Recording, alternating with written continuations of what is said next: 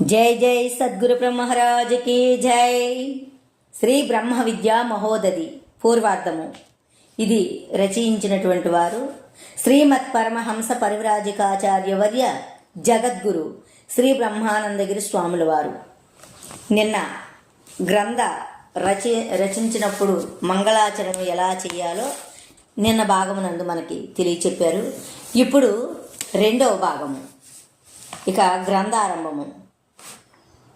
శ్రీమంతంబగు భరతఖండంబునకు శిరోభూషణంబైన ఆంధ్రదేశంబున కృష్ణా గోదావరి జీవనదులు ప్రవహించుచున్నవి. ఆ నదుల మధ్యమున సకల సౌభాగ్య శోభితంబైన హేళాపురం ఉప్పుచున్నది. అందు పూజ్యపాదులు శ్రీమత్పరమహంస పరివ్రాజకాచార్య వర్యులు జగద్గురు శ్రీ బ్రహ్మానందగిరి స్వాములను యతివరేణ్యులు కృష్ణా కుల్యాతీరంబున శ్రీ బ్రహ్మ విద్యా గురుకులాశ్రమమును పేరుతో ఒక పుణ్యాశ్రమము నిర్మించి నిరంతరము భక్తులకు బ్రహ్మ విద్యను బోధించుచుండిరి. ఇలా ఉండగా ఒకానొక సమయమున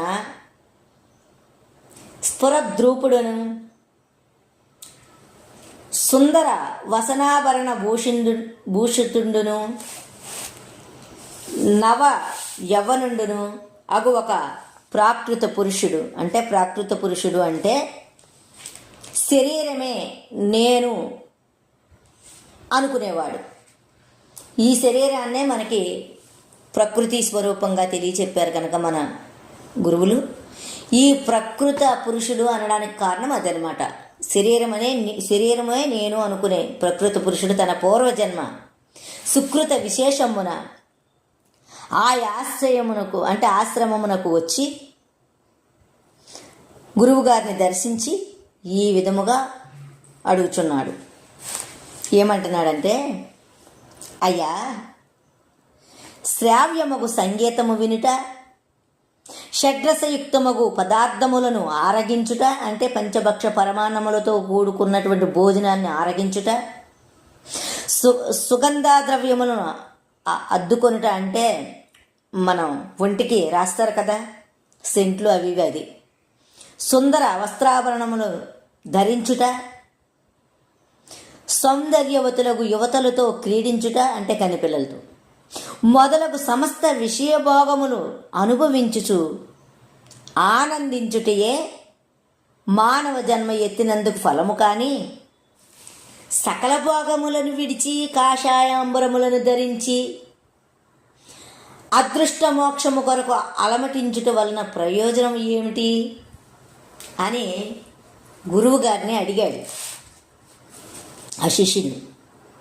అప్పుడు గురువుగారు చెప్తున్నారు, నాయనా, ఆహార నిద్ర భయ మైనాదులు యందు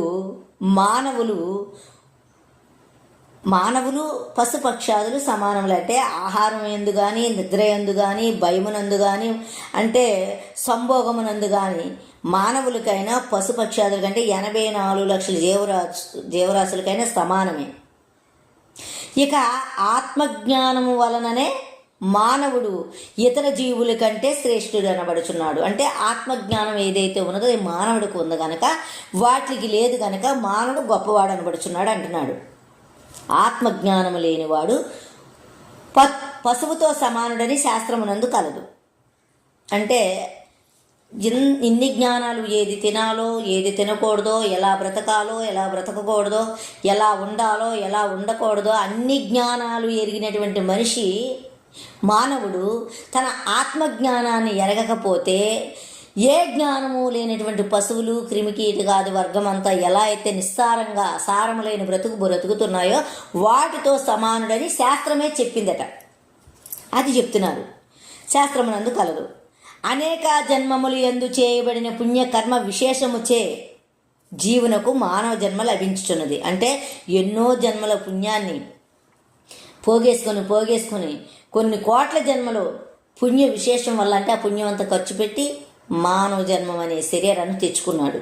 అంటే మనకి కోటాను కోట్ల రూపాయల వెనకమాలు ఉన్నాయనుకో, మన శరీరానికి ఒక రుగ్మత కలిగినప్పుడు దీన్ని బాగు చేసుకోవడానికి ₹1,00,00,000 కూడా వెనకాడుకోకుండా ఎలాగైతే ఖర్చు పెట్టి ఈ శరీరాన్ని కాపాడుకుంటామో, అలాగా మానవ జన్మ ఎత్తాలనే ఆకాంక్ష చేత ఎన్నో జన్మలు పుణ్యవంతా అయిపోతుందని వెనకడు గేయకోకుండా మానవ జన్మ ఎత్తడానికి అంతటి పుణ్యాన్ని ఖర్చు పెట్టి ఈ శరీరం వచ్చింది కనుక ఈ శరీరానికి అంత ఉత్కృష్టమైనటువంటి గొప్పతనం ఉందని ఇక్కడ గురువుగారు చెప్తున్నందుకే ఎన్నో అనేక జన్మలు యందు చేయబడిన పుణ్యకర్మ విశేషముచే జీవునకు మానవ జన్మ లభించింది. పవిత్రమగు మానవ జన్మ ఎత్తియు ఆత్మజ్ఞానం సంపాదింపక పశుపక్షాది నీచ జంతువుల వలె విషయ భోగములతో కాలము గడుపు మూఢుడు 84 లక్ష జీవయోనులు యందు పుట్టుచూ చచ్చుతూ తిరుగుచుండును. ఏమంటున్నాడు? ఆత్మజ్ఞానాన్ని ఎరగక అన్ని జ్ఞానాలు ఎరిగినటువంటి మానవుడు తెలుసుకోవలసిందని తెలియక ఉంటే ఈడు మళ్ళీ ఈ పుణ్యమంతా క్షీణించిపోయినప్పుడు ఈ మానవ జన్మ అంతరించిపోయిన తర్వాత 84 లక్షల జీవరాశులు ఏవైతే ఉన్నాయో ఆ నీచ యోనులు యందు మళ్ళీ ఈడు పుట్టాలి చవ్వాలి పుట్టుచూ తిరుగుచుండును. ఇందుకు ఒక కథ ఉదాహరణగా చెప్తాను, వినమంటున్నారు. ఏమంటున్నారంటే, ఒక పెద్ద పట్టణమున ఒక గుడ్డివాడు ఉన్నాడు. అతనికి ఆ పట్టణమును అనేక కష్టాలు సంభవించటం వలన అతడు దానిని విడిచి ఇంకో పట్టణానికో ఇంకొక దగ్గరికో వెళ్ళిపోవాలని నిశ్చయించుకొని అందుకే దారి తెలియదు కదా. అతను ఏం చేశాడంటే ఒక పెద్ద మనిషిని దగ్గరికి వెళ్ళి, నాయన ఈ పట్టణాన్ని నుంచి బయటికి వెళ్ళిపోయే మార్గం నాకు చెప్పవా అని అడిగాడు. అప్పుడు అందుకు ఆయన ఏం చేశాడు, నాయన ఈ పట్టణానికి వెళ్ళడానికి ఒకటే మార్గం ఉంది. దీని చుట్టూతో అంతా కూడా కోటగోడ ఎత్తుగా ఉంది. ఆ కోటగోడ పట్టుకొని నువ్వు పోయావంటే ద్వారం వస్తుంది అని చెప్పి అతనికి ఆ గోడ చేతులకి పట్టించాడనమాట. గోడ చూపించి, ఇదిగో గోడ అని చేతులు ఆ గోడ మీద అనిచి ఈ గోడ పట్టుకొని నడవమన్నాడు. ఈ గోడ పట్టుకొని నువ్వు నడిచావనుకో, ఆ ద్వారము సమీపంకి వచ్చేప్పటికి నువ్వు బయటికి వెళ్ళిపోవచ్చు అని చెప్పాడు. ఈయన ఏం చేశాడు, సరే కదని చెప్పి ఆ గోడ పట్టుకుంటూ నడుస్తూ ఉన్నాడు. నడిచిన అతనికి గురుడివాడికి ఒంటికి ఏముందంటే తామర రోగం ఉంది.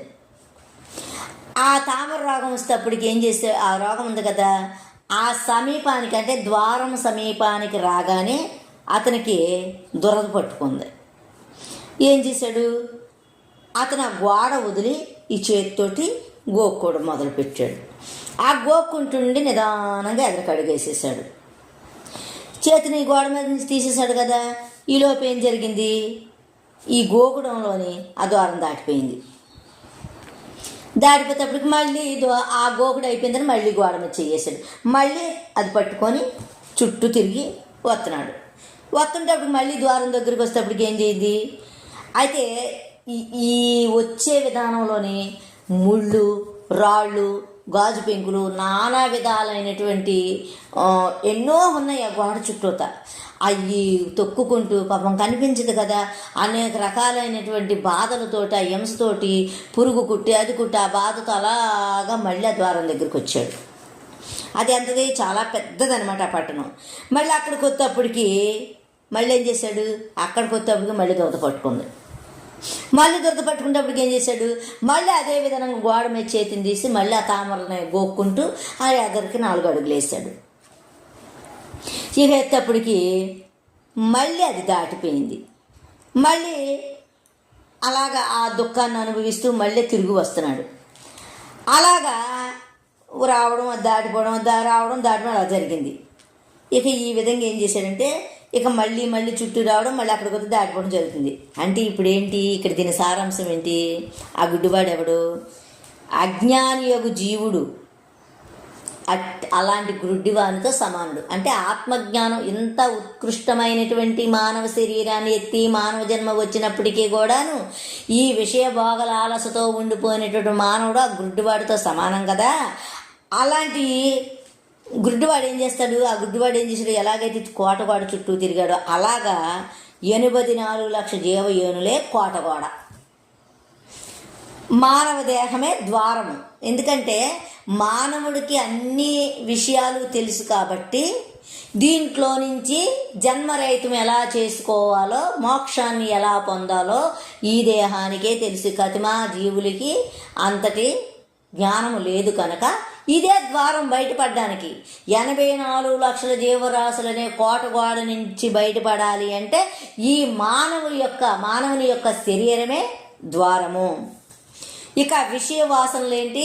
తామరేంటి? విషయ వాసనలు అంటే ఈ విషయాలు అంపటంలో పడిపోయి గృహరామాది క్షేత్రాలే నావని, ధనకనక వస్తువాహనాలే నావని, నా భార్య పిల్లలే నా సొంతమని అలాంటి విషయాలు అంపటమే తామర. ఈ అజ్ఞాని యొక్క జీవుడు 84 లక్షల జీవయోనిలందు పుట్టుచూ చచ్చుతూ తిరిగి ఒకానొకప్పుడు మనిషి దేహమును పొందుచున్నాడు. ఇదే ముక్తికి మార్గము. అయినా అజ్ఞాని యొక్క జీవుడు మానవ శరీరం ముక్తికి మార్గం అని తెలియక తామర రోగము వంటి విషయభోగములు చిక్కి ఆయువును వ్యర్థముగా గడుపుచున్నాడు. అంటే తన వయసంతా, తన ఆవుసంతా వ్యర్థంగా చేసేసుకుంటున్నాడు.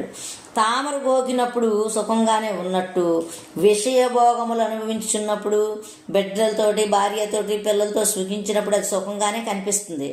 గోక్కున్న తర్వాత అది ఆగిపోయిన తర్వాత దాని మంట అంతా ఎంత కాదు తామర. అలాగా ఈ అనుభవించిన పెదప ఈ విషయభోగాలు కూడాను అయిపోయిన తర్వాత అవి కూడా అలాగే మంట పుట్టిస్తాయి అన్నమాట. అలాగే విషయభోగములు అనుభవించి జీవుడు పరమార్థమును కోరడు.